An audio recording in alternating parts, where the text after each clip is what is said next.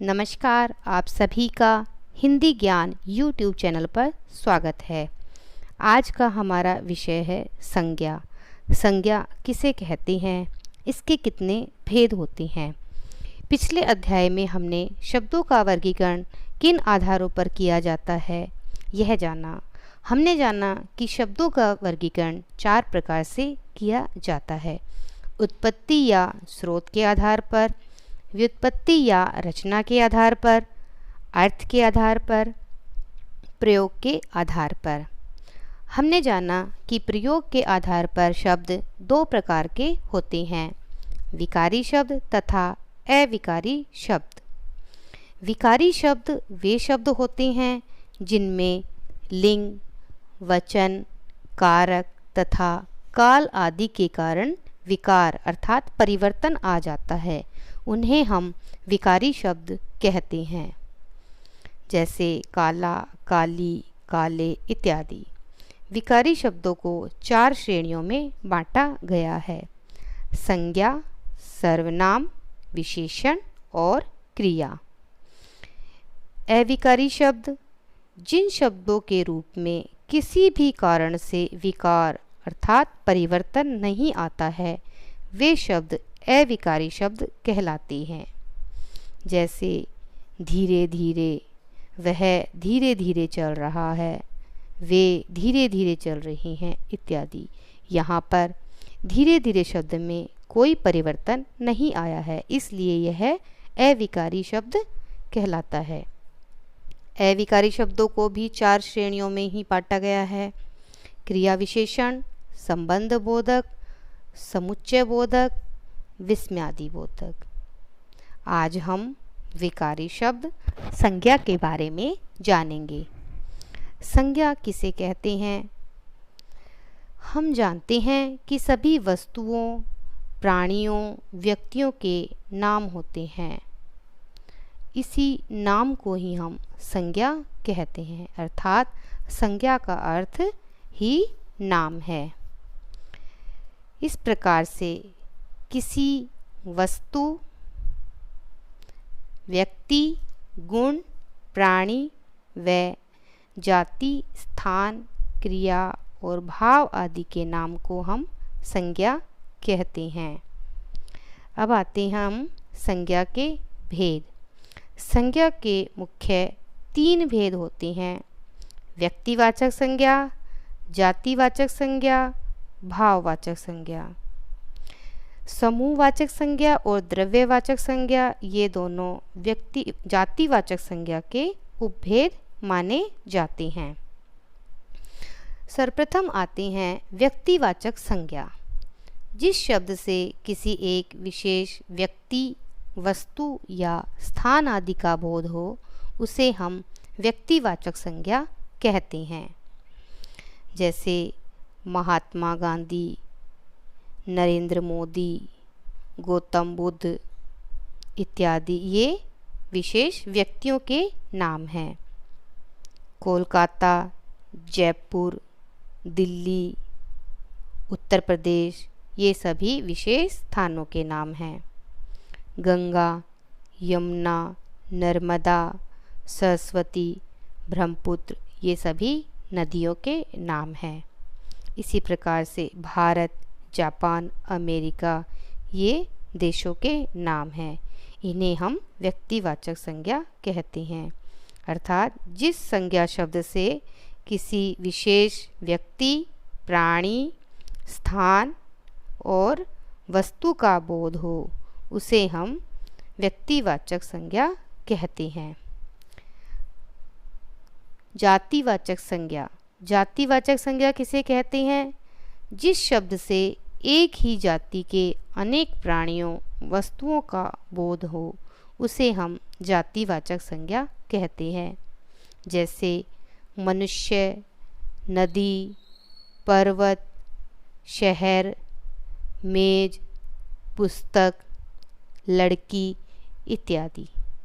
यहाँ पर पर्वत किसी विशेष पर्वत का नाम नहीं है, पूरी पर्वत जाति का बोध है, इसलिए यह जातिवाचक संज्ञा शब्द है।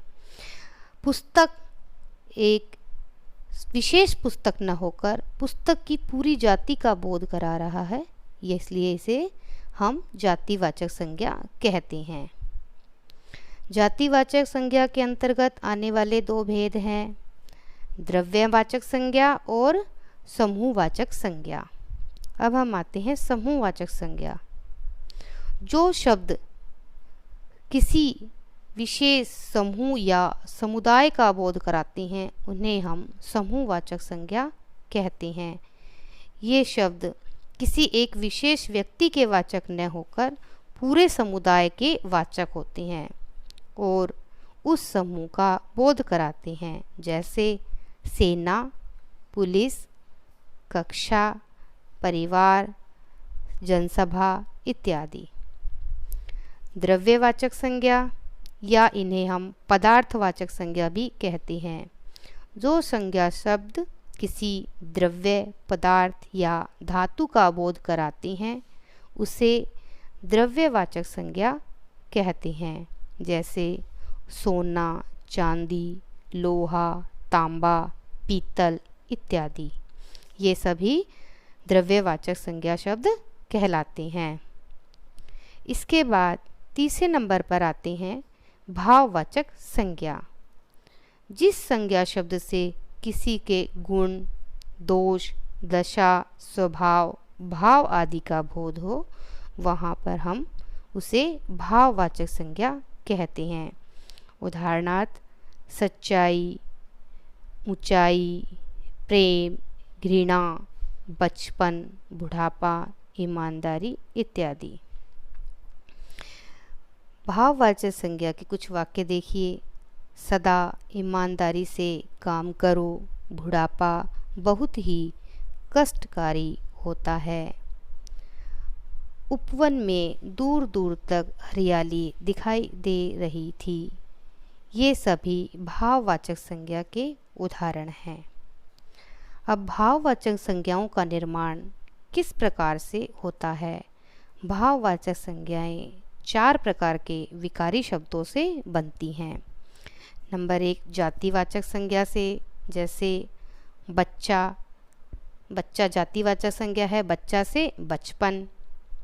मनुष्य से मनुष्यता, नारी से नारीत्व, पंडित से पांडित्य, स्त्री से स्त्रीत्व, राष्ट्र से राष्ट्रीयता।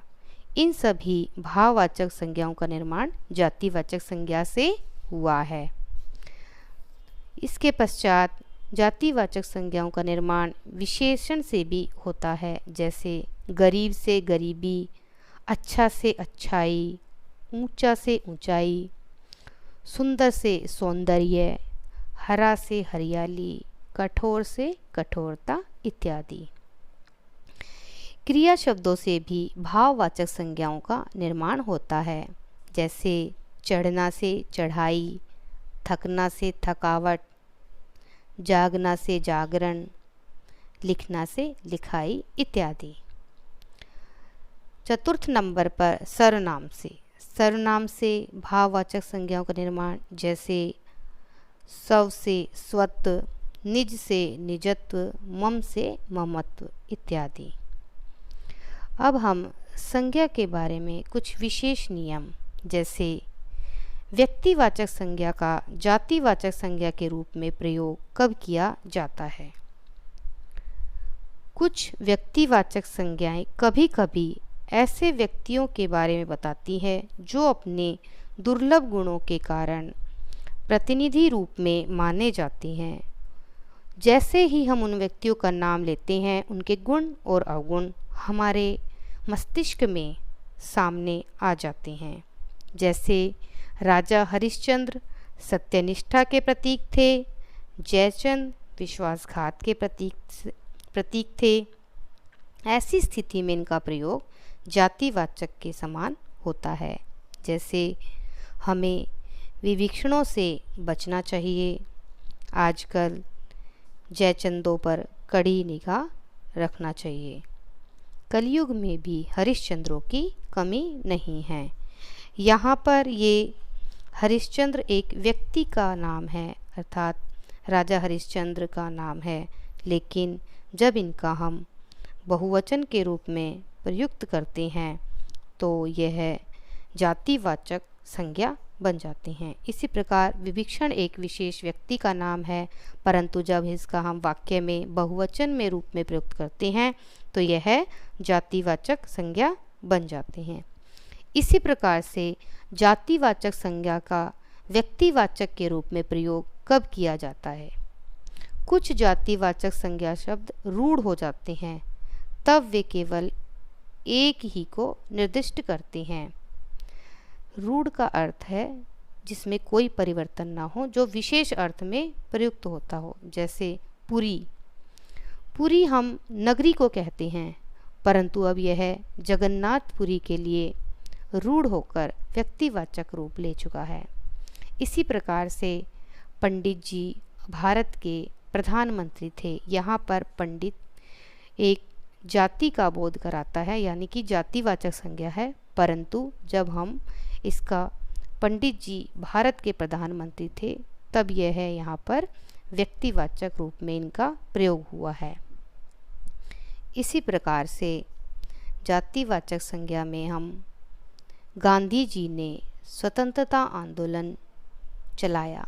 यहाँ पर गांधी जी एक विशेष व्यक्ति न होकर एक जातिवाचक संज्ञा होती है, लेकिन जब हम इसका वाक्य के रूप में एक विशेष रूढ़ अर्थ में प्रयुक्त होता है तो यहाँ पर यह व्यक्तिवाचक संज्ञा बन जाता है।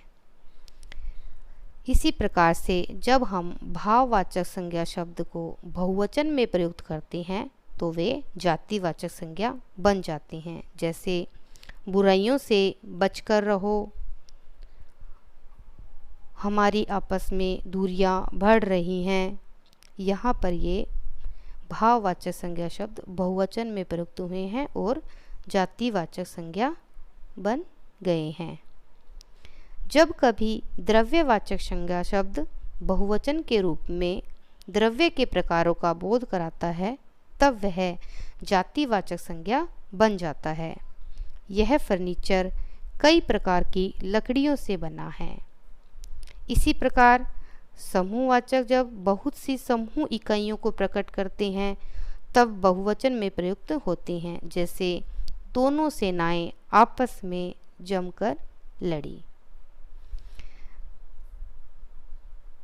धन्यवाद। यदि आपको वीडियो पसंद आए तो इसे शेयर करें।